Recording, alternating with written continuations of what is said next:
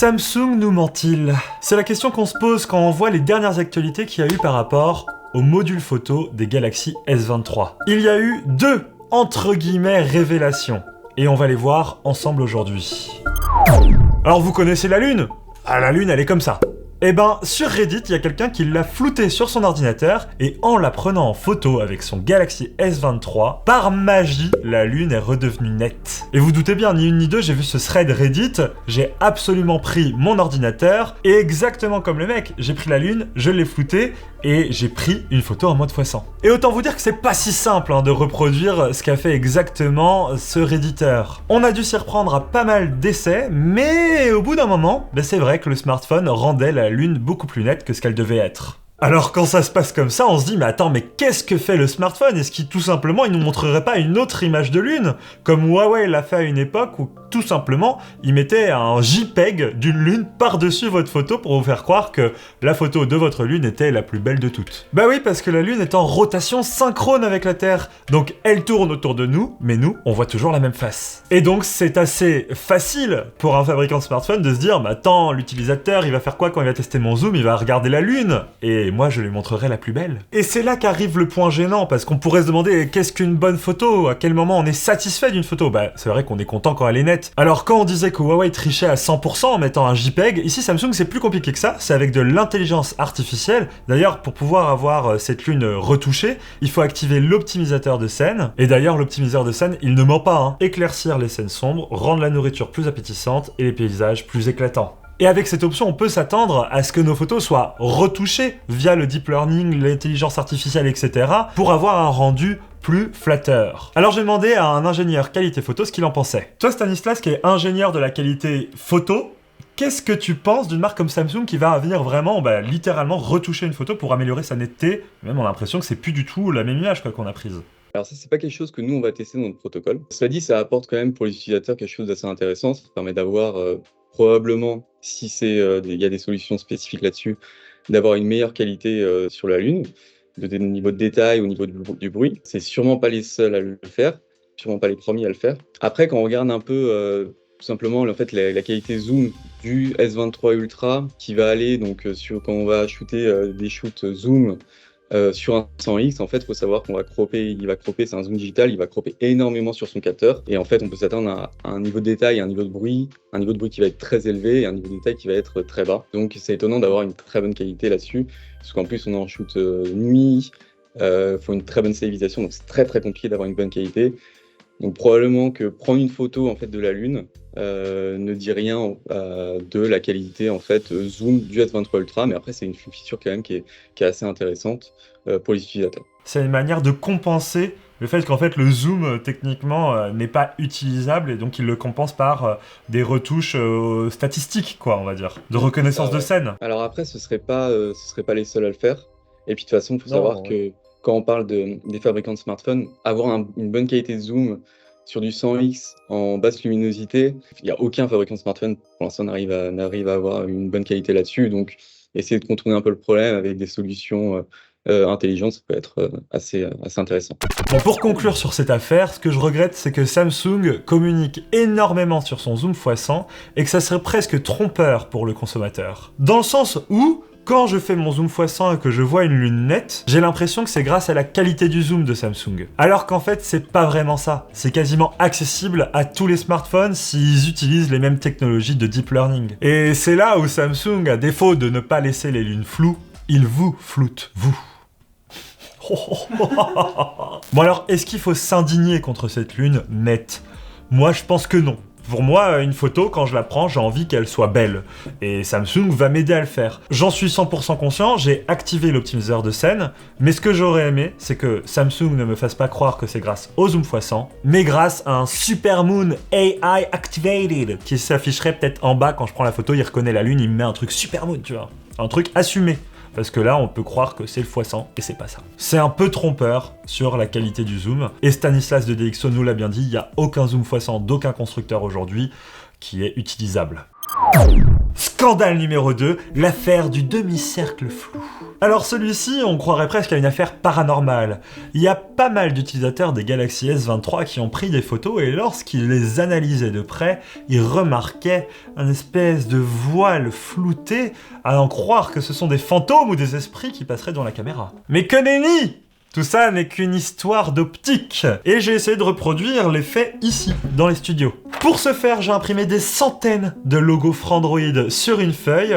Ils sont tous parfaitement nets, et en les prenant avec un Galaxy S23, on va voir immédiatement s'il y a un voile flou sur une zone de l'image. Donc la feuille est là, je m'approche jusqu'à voir tous les logos Frandroid, et je prends la photo. Je transfère la photo sur Photoshop pour pouvoir zoomer et regarder en détail ce qui s'y passe. Et c'est vrai que là, on voit qu'il y a une zone floue qui fait un arc de cercle exactement comme ça. Et même presque ça ferait un cercle entier si on regarde bien. Donc avec un effet, j'ai mis en avant tous les logos Frandroid qui étaient particulièrement flous, et un effet jaune, j'ai mis en avant tous les logos Frandroid qui sont un peu moins flous, mais quand même un peu. Tout le reste qui est en vert, c'est à peu près net. Alors j'ai évidemment essayé aussi avec un Galaxy S23 Ultra, et le résultat n'est pas du tout le même. Ici, la photo est très nette partout. Et d'ailleurs, c'est le même résultat sur un iPhone. On a une photo qui est nette partout. Et donc, est-ce que à ce prix-là, c'est excusable? Eh ben, j'ai demandé à Stanislas de DxOMark, qui est ingénieur en qualité photo, de nous dire pourquoi ce phénomène existe. Stanislas, explique-moi pourquoi, sur une image avec tous les petits logos Frandroid,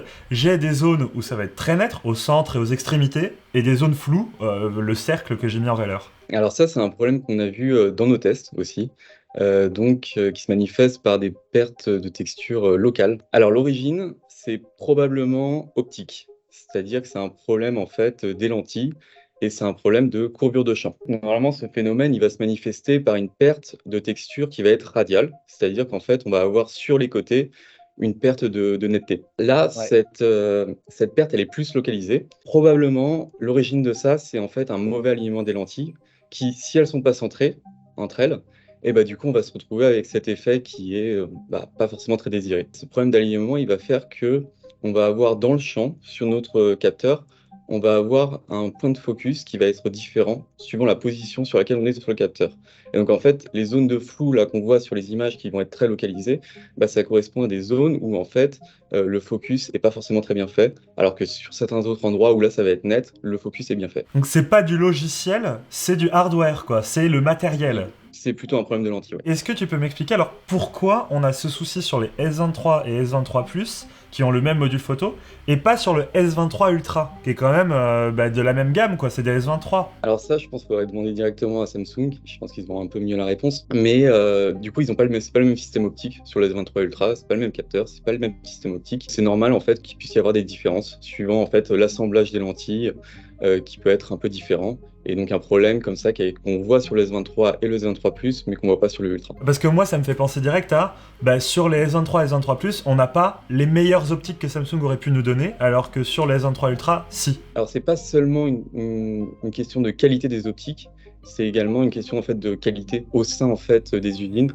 justement de fabrication également, d'assemblage. C'est probablement un problème de contrôle de qualité en fait des différentes unités des smartphones qui sont créés. Donc là, ce que tu me dis, c'est que c'est quelque chose qui peut être ajusté par Samsung à la fabrication pour les prochains modèles, quoi. Probablement, oui. Est-ce que c'est un problème qu'on retrouve sur d'autres smartphones? Parce que là, on s'attaque un peu à Samsung, mais est-ce qu'il y a d'autres smartphones qui ont ce souci-là? Et est-ce que c'est acceptable dans ces gammes de prix? Parce que les S23, c'est très cher quand même. Alors, c'est des problèmes qu'on peut retrouver sur certains smartphones. Après, c'est vrai que sur des smartphones très haut de gamme comme ça, généralement, on retrouve pas trop ce problème. C'est assez étonnant en fait qu'il y ait ce problème sur les S23 et S23 Plus qui sont quand même des smartphones assez chers. Question, est-ce que pour les possesseurs de ces Galaxy S23 et S23 Plus, ils peuvent espérer qu'une mise à jour va venir corriger ce problème? Alors ça paraît compliqué. Il y a certains fabricants de smartphones en fait qui eux ont une stratégie, c'est que en fait la courbure de champ c'est un problème qui est connu dans l'industrie. Lorsqu'on va créer l'assemblage, c'est un problème connu qu'il faut résoudre.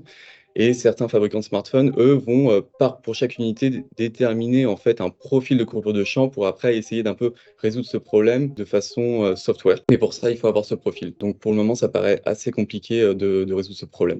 Bon bref, c'est un problème optique qui se passe ici. Et là, si vous avez déjà acheté votre S23 ou S23 Plus, je crois que vous êtes foutus. Samsung pourrait peut-être corriger un petit peu via le logiciel, de reconnaître les typologies de photos où ce phénomène se produit et essayer de réaligner les zones floues. Enfin, ça semble compliqué quand même, mais a priori, il y a d'autres constructeurs qui le font déjà un peu en anticipant le fait que leurs lentilles sont pas ouf et qu'il va se passer ça et donc ils corrigent artificiellement. Mais est-ce que Samsung va faire cet effort ?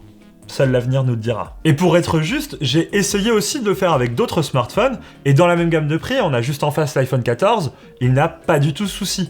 De l'autre côté, on a essayé avec des smartphones un peu plus moyenne gamme, et donc on peut retrouver sur d'autres smartphones des problèmes d'aberration optique, mais ça va vraiment être essentiellement dans les coins de la photo. C'est une aberration qui se fait en périphérie, pas au centre. Là, on a vraiment le centre net, puis une zone floue, puis renette. C'est très étrange. Donc c'est un problème technique, et là j'ai très peur pour ceux qui ont déjà un S23. Peut-être qu'en usine, pour les prochaines séries, ils vont modifier la chose. Dans tous les cas, dites-nous dans les commentaires si vous avez remarqué ça sur votre smartphone, c'est intéressant, on essaye de communiquer autour des petits soucis que les marques pourraient améliorer au quotidien. Ça n'empêche que ce smartphone, le S23, fait toujours de bonnes photos, mais c'est vrai que si vous voulez prendre un document de près ou une notice, ça va être compliqué. On a demandé évidemment à Samsung s'ils avaient une communication officielle, pour le moment ils ne nous ont pas répondu, mais s'ils nous répondent, on vous indique exactement ce qu'ils nous ont dit dans les commentaires, donc n'hésitez pas à aller faire un tour. Quoi qu'il arrive, ce smartphone, il fait des bonnes photos, faut pas s'inquiéter, jetez-le pas à la poubelle pour cette raison,